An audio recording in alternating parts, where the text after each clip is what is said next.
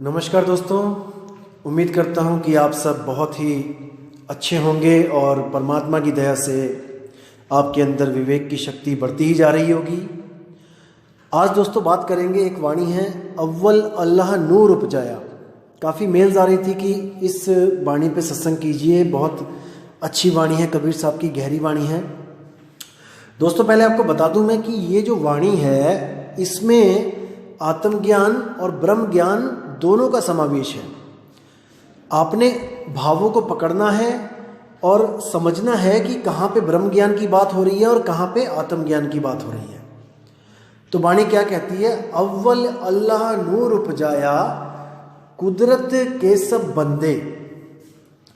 अव्वल अल्लाह नूर उपजाया, कुदरत के सब बंदे। एक नूर ते सब जग उपजया, कौन भले कौन मंदे। अब यहाँ पर विचार करने वाली है बात दोस्तों। वाणी सुन के ऐसा लगेगा कि कितनी सिंपल वाणी है, कि कितना स्पष्ट बताया है कि एक परमात्मा ने सबको बनाया है। दोस्तों थोड़ा सा विवेक लगाना पड़ेगा आपको यहाँ पे। बात बिल्कुल क्लियर, बिल्कुल हर चीज़ समझ में आएगी और आपको पता लगेगा कि कितनी गहराई है इस वाणी में, कितनी गहराई है। जितनी आसानी से ये वाणियाँ बोल दी जाती हैं उससे लाख करोड़ अरब गुना ज़्यादा गहराई रखती है ये वाणी। देखिए वाणी क्या कहती है? अव्वल अल्लाह नूर युपाया, यानी सबसे पहले अव्वल। और अल्लाह होता है आला। आला यानी कि बहुत ही अच्छा, आला दर्जे का। अव्वल अल्लाह नूर उपाया, सबसे पहले अल्लाह ने एक नूर उपाया। नूर उपाया मतलब एक ज्योत जगाई, प्रकाशित की, एक ज्योत, प्रकाश पैदा किया। अव्वल अल्लाह नूर उपाया, अल्लाह ने सबसे पहले जो प्रकाश पैदा किया उस प्रकाश से जो आगे है सृष्टि बनी, उसी प्रकाश से आगे कुदरत बनी और कुदरत के सब बंदे। उसी कुदरत, कुदरत का मतलब प्रकृति, उसी कुदरत से आगे सब इंसान, सब जानवर, सब कुछ जो भी आपको दिख रहा है वो बना।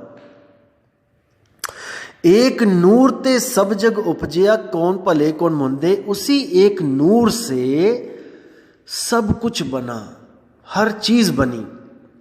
लेकिन हम लोग क्या करते हैं? हम अल्लाह को तो नहीं जान पाते हैं, लेकिन हम नूर को पकड़ के बैठ जाते हैं। हर धर्म आज उस नूर को ही तो पकड़ के बैठा है जो नूर अल्लाह ने बनाया था।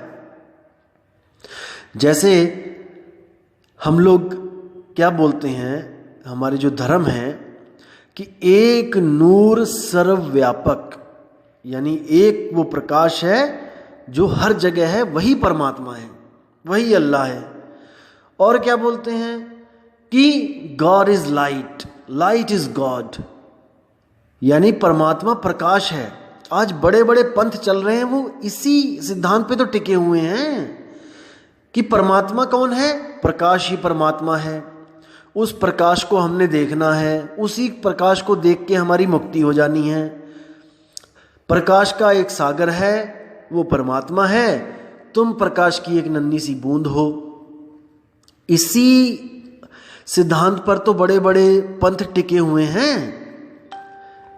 लेकिन बाबा नानक इसको क्लियर कर देते हैं कि वो जो प्रकाश है वो तो ज्योत है, वो परमात्मा नहीं है, वो कुछ और है भाई। क्या है वो?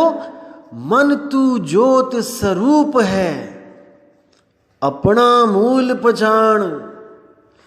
यानी कि जो ज्योत स्वरूपी है, जो प्रकाश का पुंज है, प्रकाश रूपी जो अंदर जो दिखाई देता है, वो परमात्मा नहीं, वो मन है।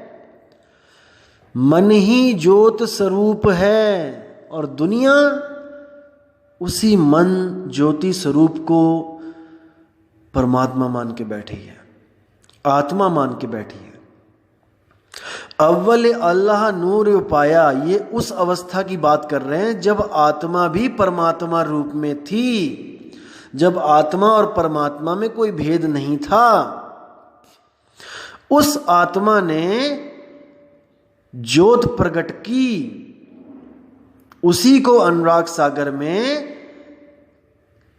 सतपुरुष के द्वारा तेज को प्रकट करना लिखा गया है कि सतपुरुष ने 16 पुत्र पैदा किए, उसमें से जो एक पुत्र था वो तेज था, तेज यानी प्रकाश था, और उसी तेज के कारण ये सारी सृष्टि बनती चली गई, क्योंकि परमात्मा ने सारी शक्तियां उस तेज को देता चला गया और तेज अपने मनमानी करता चला गया। ये एक सांकेतिक ज्ञान है अनुराग सागर में। अब इसी तेज को हमने समझना है कि यही ज्योत, यही जो तेज है, ये कैसे इस सृष्टि को बनाता है। अव्वल अल्लाह नूर उपजाया, यानी पहले आत्मा से तेज प्रकट हुआ, यानी कि आत्मा से मन प्रकट हुआ, उसी मन से आगे संसार बना, और उसी संसार से आगे जो प्राकृतिक संसार है उससे आगे जीव बने।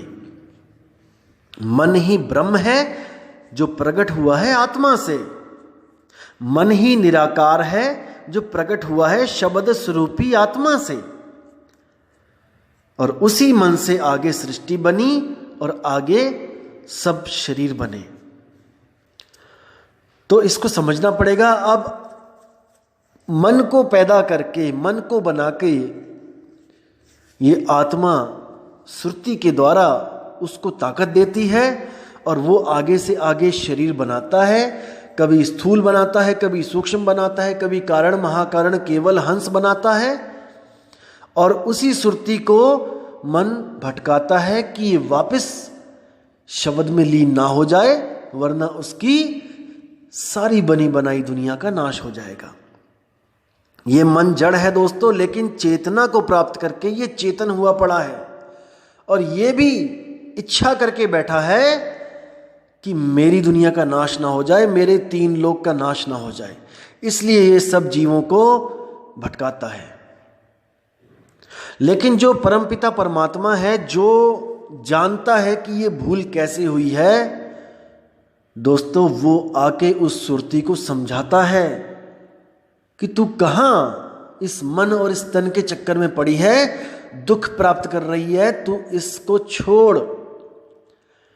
इस जड़ चीज को तूने चेतन किया हुआ है, तू इसको छोड़ेगी तो ऑटोमेटिकली ये मर जाएंगे। मन और तन जब तक पूर्ण रूप से नहीं मरेगा, जब तक ये सुरती वापस नहीं जा पाएगी, और सुरती वापस नहीं जाएगी तो ये जन्म मरण हमेशा ऐसे ही चलता रहेगा। अब आगे क्या बोलते हैं, लोगा भरम न भूलो भाई, खालिक खलक खलक माही खालिक, पूरी रहियो सब ठाई।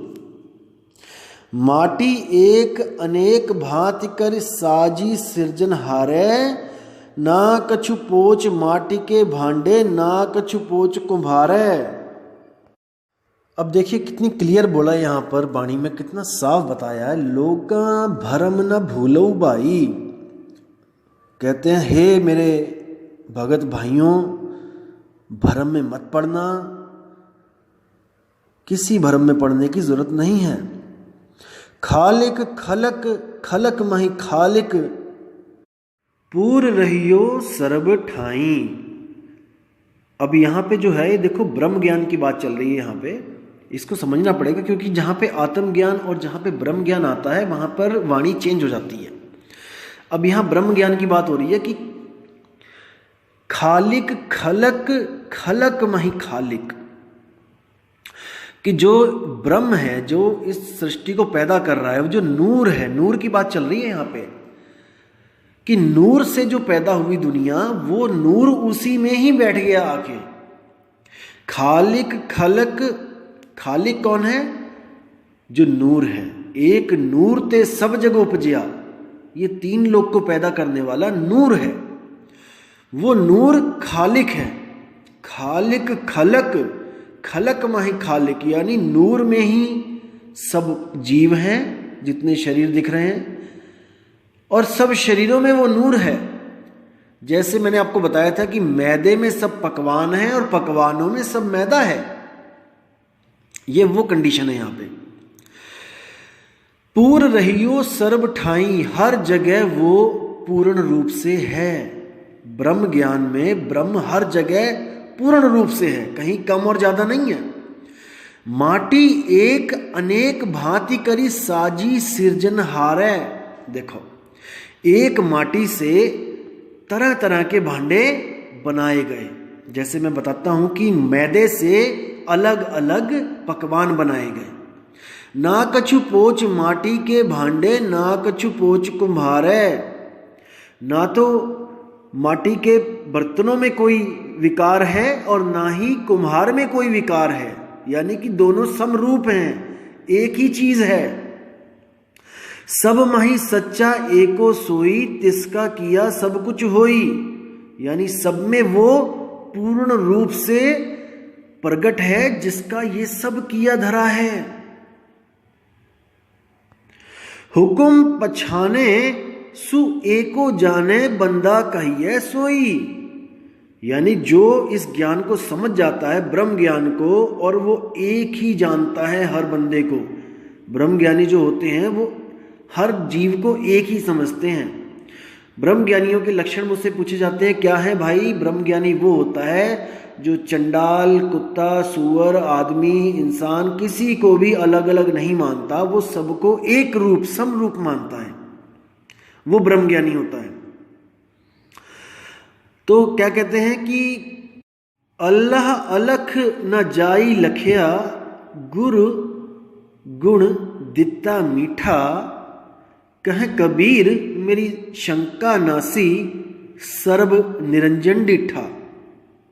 यहां पर देखो कितना क्लियर बोला है कि अल्लाह अलख न जाए लखिया, वो अल्लाह जो है वो अलख, वो लखा नहीं जा सकता, और जो लखा जा सकता है वो अल्लाह नहीं है। इसको समझना पड़ेगा दोस्तों। जो अल्लाह है वो लखा जा नहीं सकता, इन आंखों से उसको देख नहीं सकते, और जो इन आंखों से हम देख सकते हैं वो अल्लाह नहीं है, वरना वो अलग नहीं है। जो लखा गया वो अलग कैसे है? अलग नहीं लखा जाता है और प्रकाश लख लिया जाता है। जो प्रकाश है जो अल्लाह से पैदा हुआ था वो लखा जा सकता है। आप मेडिटेशन करो, आप ध्यान लगाओ, आपको अंतर में प्रकट होगा, प्रकाश ही प्रकाश प्रकट होगा और आप उसको देखोगे। लेकिन दोस्तों वो परमात्मा नहीं है, वो परमात्मा के द्वारा पैदा हुआ जड़ प्रकाश है। जैसे 100 वाट का बल्ब अगर बाहर की तरफ देखेगा तो उसको प्रकाश दिखाई देगा, और वो खुद को ना जानने के कारण प्रकाश को मान लेगा परमात्मा, प्रकाश को मान लेगा कोई अपने से अच्छी बड़ी चीज। तो ये भ्रम है दोस्तों, वो प्रकाश उसी से निकल रहा है, उसी के द्वारा प्रकाश निकल रहा है, और वो अपने स्वरूप को ना जानने के कारण अपने से निकले हुए प्रकाश को परमात्मा मान के बैठ रहा है। इसी तरह बोला गया है कि मन तू ज्योत स्वरूप है। ये जीव को समझाया गया है कि जो मन है, हे जीव, जो तेरा मन है वो ज्योति स्वरूप है, लेकिन तू इसके चक्कर में मत पड़, तू अपना मूल पहचान, तू अपने आप को पहचान ले। तू ज्योति स्वरूपी नहीं है, तू शब्द स्वरूपी है। यहां पे 2 स्वरूप हैं, एक ज्योति स्वरूप और एक शब्द स्वरूप। शब्द स्वरूप क्या है? वो हमारी सुरत है, शब्द स्वरूपी सुरति है, और शब्द स्वरूपी ही आत्मा है। क्योंकि आत्मा और सुरति एक ही चीज हैं, एक ही चीज के दो रूप हैं, इसलिए वो एक ही रूप है। भ्रम से, भ्रमवश सुरति अपने शब्द स्वरूप से अलग हुई है, भ्रमवश, इसलिए वो आत्मा कहला रही है। और जिस शब्द से उसकी सुरति अलग नहीं हुई है वो परमात्मा कहला रही है। बिल्कुल सिंपल, बिल्कुल साफ। जिस शब्द से उसकी सुरति अलग हो गई और वहां से मन प्रकट हुआ और वहां से सारा जहां प्रकट हुआ, वो सुरति आत्मा कहलाई। और जो शब्द से अलग नहीं हुई, शब्द में ही रमी हुई है, वो मूल सुरति जो केवल हमें समझाने के लिए आती है, वो परमात्मा कहलाई। तो क्या कह रहे हैं साहिब कि खालिक खलक खलक मही खालिक, यानी इस दुनिया को बनाने वाला जो ब्रह्म है वो हर वस्तु में समान रूप में बैठा है, हर जगह है वो। तो कहते हैं अल्लाह अलख न जाई लखिया, गुर गुड़ दीना मीठा, और कहे कबीर मेरी शंका नासी, सर्व निरंजन डीठा। अब देखो कबीर साहब को शंका तो कोई थी नहीं, पहली बात ये हमें समझाने के लिए बता रहे हैं कि मेरी शंका नाठी, यानी कि जो मैं सबको अलग अलग समझता था, एक अज्ञानी जीव के बारे में बात कर रहे हैं कि मैंने जब ज्ञान दिया लोगों को तो उनकी शंका नाठी, उनकी शंका खत्म हो गई कि वो मुझ में है कि वो तुझ में है। ब्रह्म ज्ञान हर जगह है, ब्रह्म हर जगह समान रूप में स्थित है, उसी को निरंजन बोला गया है। निरंजन यानी कि जो माया से निर्लेप है, निर मैंने निर्लेप, अंजन मैंने माया। तो ब्रह्म को भी निरंजन कहा जाता है, क्योंकि आप देखोगे जैसे जो मन है, मन दो प्रकार के हैं, एक पिंडी मन, एक ब्रह्मंडी मन। जो पिंडी मन है वो आपको हमेशा उलझा के रखेगा, आपके पिंड को दौड़ा के रखेगा, आपके शरीर को भगाए रखेगा। एक वो पिंडी मन है जो इच्छाएं खत्म नहीं होती जिसकी। और ब्रह्मंडी मन क्या होता है? जो ब्रह्म रूप होता है, जो स्थिर हो जाता है, जो जीव को धोखा देने के लिए ऐसा स्थिर हो जाता है, शून्य हो जाता है कि जीव को लगता है, सुरत को लगता है कि बस अब मैंने प्राप्त कर लिया परमात्मा को। अब ये पानी बिल्कुल हिल नहीं रहा है, स्थिर हो चुका है, यानी शायद यही परमात्मा, यही सहज रूप में मुझे परमात्मा मिल गया है। और उसी रुके हुए पानी में जब सुरति अपने प्रकाश को देखती है तो समझती है कि बस अब मुझे वो प्राप्ति हो गई जिसके लिए मैं युगों युगों से भटक रही थी। लेकिन दोस्तों यही उस ब्रह्म, उस मन का छलावा है। वो चलता हुआ पानी भी ब्रह्म है और वो रुका हुआ पानी भी ब्रह्म है। उसमें सुरति अपने प्रतिबिंब को देखती है और भटक जाती है।